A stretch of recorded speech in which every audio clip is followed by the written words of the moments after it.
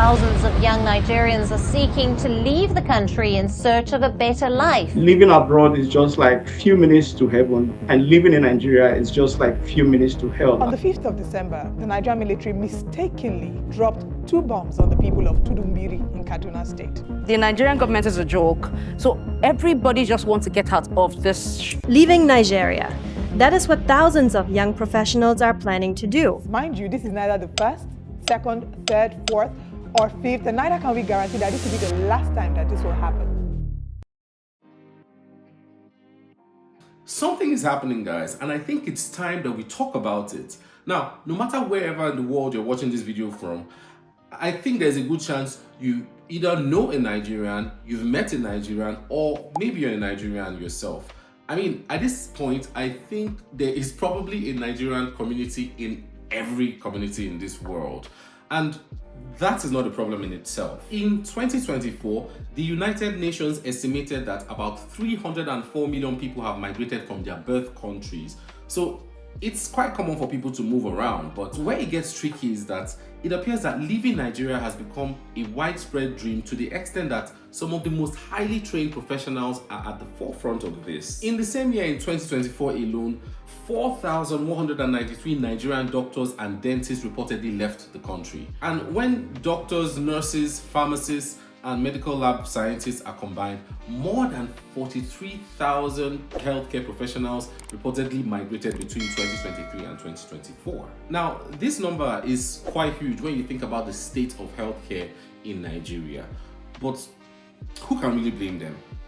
While Nigerian doctors are migrating so they can get better wages to take care of their families and loved ones, in 2018, Canadian doctors protested that they are making too much money, arguing that the money can be put to better use. Beyond the medical field, Nigerians are migrating in every sector. From students to engineers, IT professionals, even business owners are closing down their trade to Japa. And this is where we need to ask the bigger question. Why? Why are so many Nigerians leaving? To answer this question, we firstly have to understand Nigeria. There's a famous saying that goes, if someone explains Nigeria to you and you understand it, then that person did not explain it well. Or maybe they left something out. Anyway, I'll do my best in explaining it. Now, if you're new to the channel, my name is Fabia. I and my wife left Nigeria in 2022 to the UK, and in 2024 we moved from the UK to Canada. So I guess I can say I'm a product of this conversation. So let's get right into it. Nigeria is a country with enormous potential. We have the people, we have the resources, we have the talent, but for decades, Nigerians have had to deal with corruption, poor governance, insecurity, unemployment, unreliable infrastructure, and a cost of living that continues to make life increasingly difficult. And over time, these problems have continued to create something bigger than frustration. They have created a strong desire to leave. I used to say to myself and to my wife, leaving Nigeria has become more important than the destination. And for many Nigerians, one of the moments that ignited this frustration or really made this frustration really glaring was the 2020 end Sars. For the first time in the country's history, young Nigerians came out in mass numbers to peacefully protest against corruption, police brutality. I mean, part of the demands were better wages for the police officers so they can be less corrupt. Increase police salary so that they are adequately compensated for protecting lives and property of citizens. It was so powerful and peaceful that it truly seemed that our voices will finally be heard and change will come. But what did it lead to? Everyone sit down, sit down, sit down!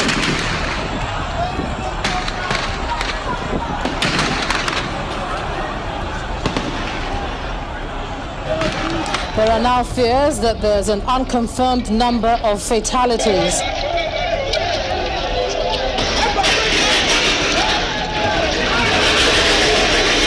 They are releasing fire. They are releasing fire. Shots can be heard. Everybody look at this. These are the bullets that were falling by our side, that were dodging bullets. Look at that sky, that you should be sitting down. Yep, that's what happened. For a lot of people, that was the final straw that broke the camel's back. But even prior to that, living in Nigeria has been difficult, and leaving has always been a norm. Building a decent life in Nigeria had consistently been increasingly difficult. The minimum wage in Nigeria was recently increased to 70,000 naira. But what can that money truly afford? Can it pay rent? Can it feed a family? Can it cover transportation or pay for electricity, healthcare, education? The list just keeps going on. And when you see people in other countries doing similar jobs, earning significantly more with better infrastructure, more reliable electricity, better healthcare system, and a greater purchasing power, the idea of living only becomes more attractive. But here's where the things get complicated, because leaving Nigeria is not simply leaving a bad country to go to a good country. Every country has its own problems. I know this because I've lived in Nigeria, lived in the UK, lived in Canada, and I can tell you that no country is perfect. But when you're leaving Nigeria, you're obviously comparing your reality with something that is obviously better. New policies in Western countries are normally seen to make the lives of its citizens better or to protect them for the most part. But it seems like in Nigeria, policies are made for the sake of power play or just to keep people impoverished. One of the mind-boggling things the Nigerian government has done is, while ignoring the many cries of its people for better living conditions, they banned Twitter in Nigeria solely because the president's tweet was removed. In 2021, the then president of Nigeria, Muhammadu Buhari, posted threats to a particular group on Twitter, and while the Twitter felt that that is a violation of their community guidelines or rules, they removed it. And for 7 months, millions of Nigerians had no access to one of the country's most important platforms for communications, business, news, and, just having their voices heard. And this is the part that boggles my mind, because the Nigerian government made the entire country pay the price because the president's tweet was removed. It's just, to me, that was just like an ego play, like, you can't do this to me, do you know who I am? But the people suffered, but they don't care. This little example should show you how the people can suffer from the ego, the power play of the people in charge in Nigeria, obviously. Speaking of ego and power struggles, to a large extent, the way the presidency or the way the leaders get into power is also questionable. And this brings us to the 2023 general presidential elections. For many Nigerians, especially young Nigerians, this election felt like the election. There was a new generation of voters who genuinely believed that maybe, just maybe, things could change. To a large extent, the people had who they felt would essentially bring positive change to the country, and the people came out in mass to vote. But then the election happened. The election was declared, but the process left many Nigerians questioning whether their votes had truly been counted the way they were cast. The European Union Election Observation Mission later said that the election exposed serious weaknesses in Nigeria's electoral system, including a lack of transparency and operational failures that reduced public trust in the process. Results were also not uploaded on INEC's iRef portal as many voters had expected, and the delay created widespread suspicion. And then Nigerians started looking at the results sheets, and in some places the numbers just did not make any sense. Now, I'm not saying every single result was fraudulent, but when the election results are surrounded with delays, technical failures, allegations of irregularities, and lack of transparency, it becomes very difficult for the ordinary man to trust the final results. And that is the problem. When people stop believing that their votes can actually change anything, then they have to decide to change something that they can't change. And this is where millions of Nigerians find themselves.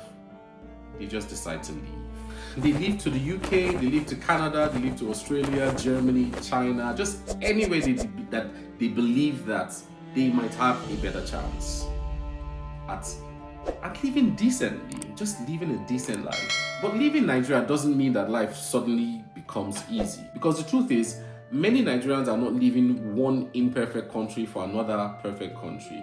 They are leaving one set of problems and just getting to another one. It all comes with loneliness, stress, starting all over again, financial pressure, discrimination for some people, and the reality that you are often starting from the bottom all over again. Because for many Nigerians, the question isn't, is life abroad perfect? The question is this better than what I have left behind? But then, what happens to Nigeria when many people leave the country? The country is not only losing people, it's losing people who have spent years educating and training themselves up for being professionals. Many people build themselves into acquiring several skills only to leave, and that creates what we call brain drain. Brain drain is essentially what happens when a country loses a significant number of its highly educated or skilled people to other countries offering better opportunities. And the scale of this brain drain is difficult to ignore. According to OECD data, in 2020 and 2021, more than 17,000 Nigerian-born doctors and over 54,000 Nigerian-born nurses were working in OECD countries. That is more than 70,000 Nigerian-born doctors and nurses working abroad. And remember, this is only nurses and doctors, and only in OECD countries, and the data is from 2020 to 2021. It doesn't include engineers, it doesn't include IT professionals, it doesn't include academics, pharmacists, students, and other highly skilled Nigerians who have also left. And so think about what this actually means.